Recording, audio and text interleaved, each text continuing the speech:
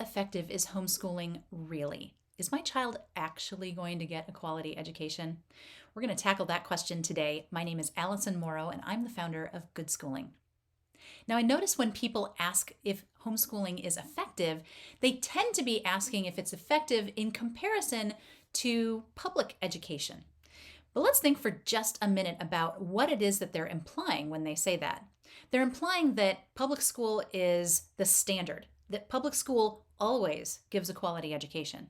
Now, we all know that no two public schools are equal, that they're not all the same, that the schools that you find in a very rich neighborhood are going to be very different from the ones that you find in the inner city, that there is so much disparity between them based on economics, based on what families look like in that area, based on even just where geographically it is located because of different pollutants that might be in the area, which means a lot of kids get sick a lot, they're out of school a lot, they're not getting as much class time as children who are in an area where it is much more clean, where it is much more healthy. There's so many factors that go into determining whether or not any given educational approach is effective or not, that we can't really say, oh yes, this particular approach is effective and this one is not.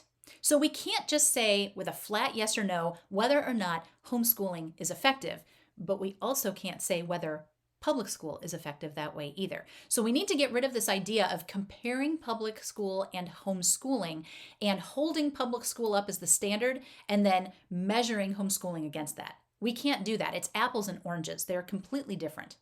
Now, how do we talk about then whether or not it is effective? Well, we need to talk about whether it has the potential to be effective. And I will say that I believe homeschooling has more potential to be effective than public schooling does. Here's why. The first reason is because homeschooling is completely customizable. It doesn't matter what your state requires, you still have an incredible amount of leeway when it comes to tailoring your child's education to their strengths, to their personality, to their learning personality, to their interests, to their weaknesses, to any kind of learning disability or challenge that they may have, and even to be able to work it around other things in their lives that might take up a lot of time. For some, that might be medical stuff. For others, it might be that they are a prodigy in some kind of sport or fine art, and they are spending a ton of time in training or in practice or touring or whatever. Because we are able to tailor our child's education to them, we are able to leverage their interests, the time that they do have, and the relationship that we're able to build with them in order to deliver to them something that is completely unique that they would never be able to get in the public school setting. The second reason why homeschooling has so much potential to be way more effective than public school is because your child gets one-on-one time. Now, sometimes this makes parents kind of nervous. They might think, well, I can't teach everything because I don't know it, so I can't be the one doing all of the teaching. Or they'll think, you know what, my child and I, we butt heads way too much. There's no way that we're going to be able to spend every day together.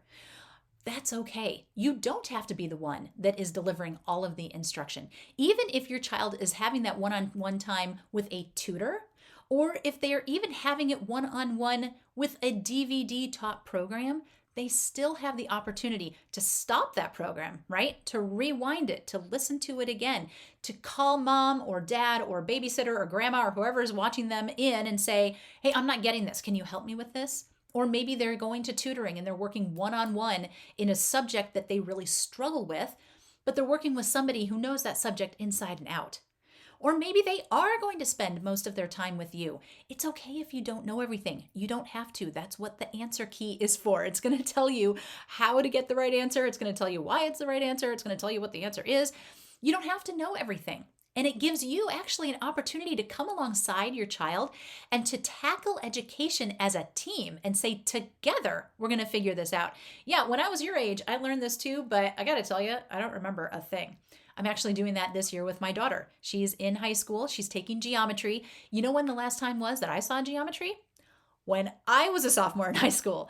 So it has been a huge learning experience for me to go back and essentially learn this stuff from scratch, because I'll be honest, I don't remember a thing. But I told her at the beginning, I don't know geometry, but I know how to decipher what's going on in the book. I bet together we're going to be able to figure it out. And we have been, and it's been great.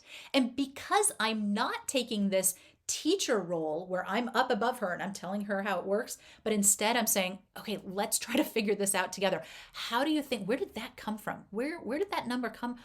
Oh, look over here. I think I found it. I think it's from here. We're problem solving together. We're side by side rather than facing each other and potentially butting heads, which is what we tend to do. So even though you might not be the expert, that one-on-one time that you're spending with your child is going to grow your relationship with them in a way that it would never have the opportunity to grow if they were spending 8 hours a day out of your jurisdiction, right?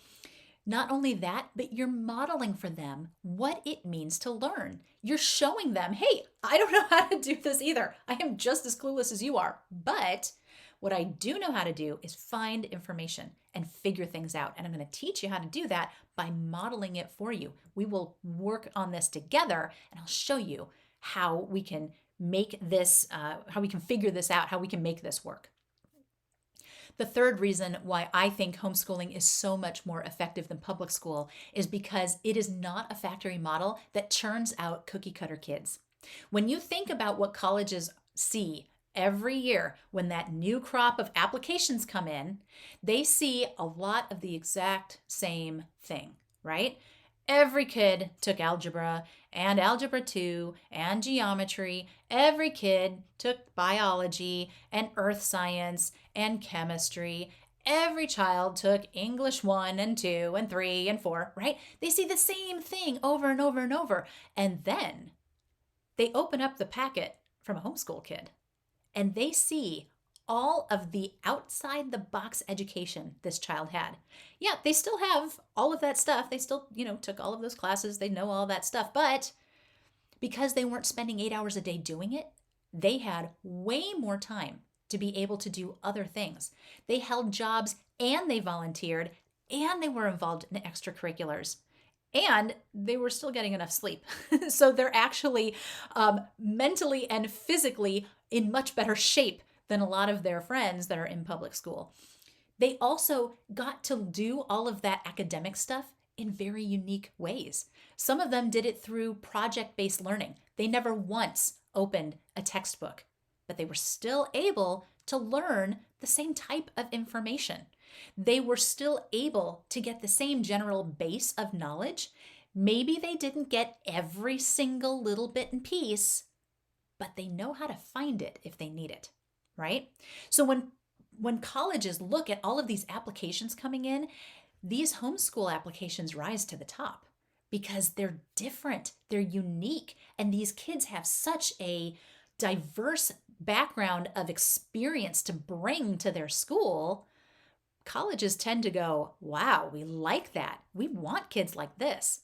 And not only that, but homeschool kids typically have not had their curiosity stamped out of them and their natural love of learning completely dried up, right? Because it's been nurtured by the education they had, rather than having it be completely dampered by a system that says, this is what you're going to learn, this is how you're going to learn it, you need to do it our way, and if you have questions that are too tricky or that are challenging the reasons why we are teaching this, then you're either going to get in trouble or we're just going to ignore you, right? So because they were allowed to explore, they were allowed to learn in unique ways, they were allowed to figure out what they enjoy, and they were allowed to keep their natural love of learning and their curiosity intact, colleges actually love homeschool kids.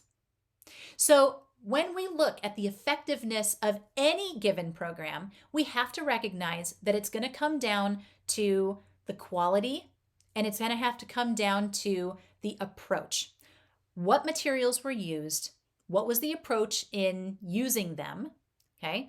And really, it has a lot less to do with did you meet in a school building or did you meet at home? It has a lot more to do with how did this particular approach and these particular materials help this child to become the best person they could be and to give them a really quality education. Is homeschool effective for that? It absolutely can be. I hope this has been helpful for you. I hope you found value here. Please click that notification button, like the video, and remember that you can homeschool and good schooling can help. Thanks so much, guys. See you later. Bye.